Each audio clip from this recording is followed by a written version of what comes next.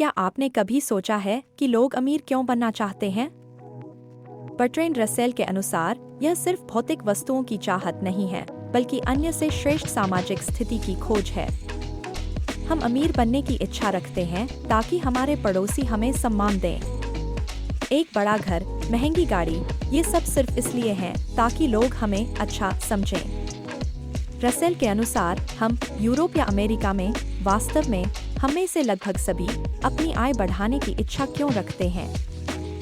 पहली नज़र में ऐसा लग सकता है कि भौतिक वस्तुएं ही वह चीज़ है जिसकी हम इच्छा रखते हैं, लेकिन वास्तव में हम मुख्य रूप से अपने पड़ोसियों को प्रभावित करने के लिए इनकी इच्छा रखते हैं।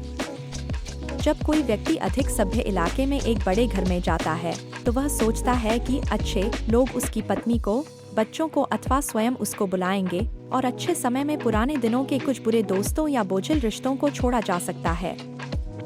हर बड़े शहर में, चाहे यूरोप का हो या अमेरिका का, कुछ जिलों में घर दूसरे जिलों में समान रूप से अच्छे घरों की तुलना में ज्यादा महंगे होते हैं, सिर्फ इसलिए क्योंकि वे ज्यादा फैशनेबल होते हैं।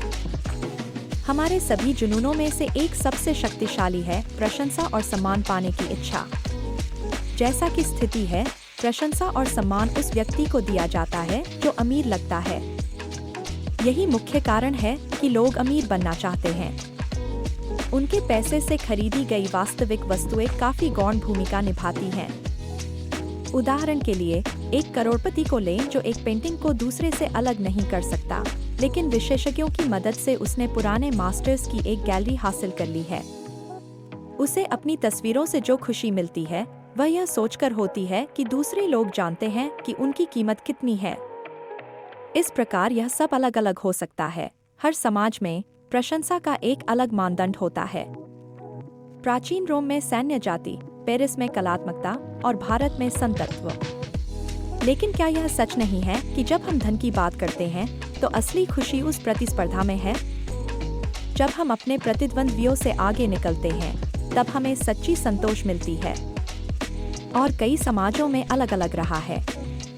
प्राचीन रोम या स्पार्टा जैसे कुलीन युगों में पुरुषों की प्रशंसा उनके सैन्य जाति में जन्म लेने के कारण की जाती थी।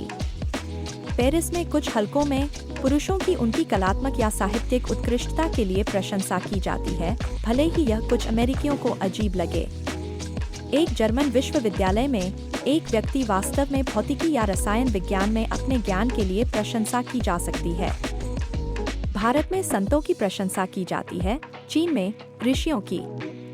इन अलग अलग समाजों का अध्ययन हमारे विश्लेषण की सत्यता को दर्शाता है, क्योंकि उन सभी में हम ऐसे पुरुषों का एक बड़ा प्रतिशत पाते हैं जो पैसे के प्रति उदासीन होते हैं जब तक उनके पास जीवित रहने के लिए पर्याप्त होता है, लेकिन वे उन गुणों की उत्सुकता से इच्छा रखते हैं जिनके द्वारा उनके वातावरण में सम्मान जीता जा सकता है।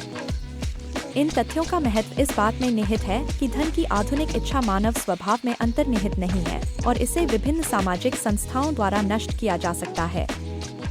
यदि कानून के अनुसार हम सभी की आय बिल्कुल समान होती, तो हमें अपने पड़ोसियों से श्रेष्ठ होने का कोई और तरीका तलाशना पड़ता और भौतिक संपत्ति के लिए हमारी वर्तमान लालसा समाप्त हो जाती। इसके अलावा, चूंकि यह लालसा एक प्रतिस्पर्धा की प्रकृति में है, इसलिए यह केवल तभी खुशी लाती है जब हम किसी प्रतिद्वंद्वी से आगे निकल जाते हैं, जिसके लिए यह सहसंबद्ध दर्द लाता है। धन की सामान्य वृद्धि कोई प्रतिस्पर्धात्मक लाभ नहीं देती है और इसलिए कोई प्रतिस्पर्धात्मक खुशी नहीं लाती है। बेशक खरीदी गई वस्तुओं के आनंद से कुछ खुशी मिलती है, लेकिन जैसा कि हमने देखा है, यह उस चीज का एक बहुत छोटा हिस्सा है जो हमें धन की इच्छा करती है। और जहाँ तक हमारी इच्छा प्रतिस्पर्धी है, धन की वृद्धि से समग्र रूप से मानव सुख में कोई वृद्धि नहीं होती है, चाहे वह सामान्य हो या विशेष। अगर सभी की आय समान होती, तो हम अपनी स्थिति साबित करने के लिए और तरीकों की तलाश करते। धन की यह लालसा, जो प्रतिस्पर्धात्मक है, असल में हमें खुशी नहीं देती। इसलिए विचार कीजिए कि क्या हम सच में अमीर बनना चाहते हैं या बस दूसरों से बेहतर दिखना चाहते हैं।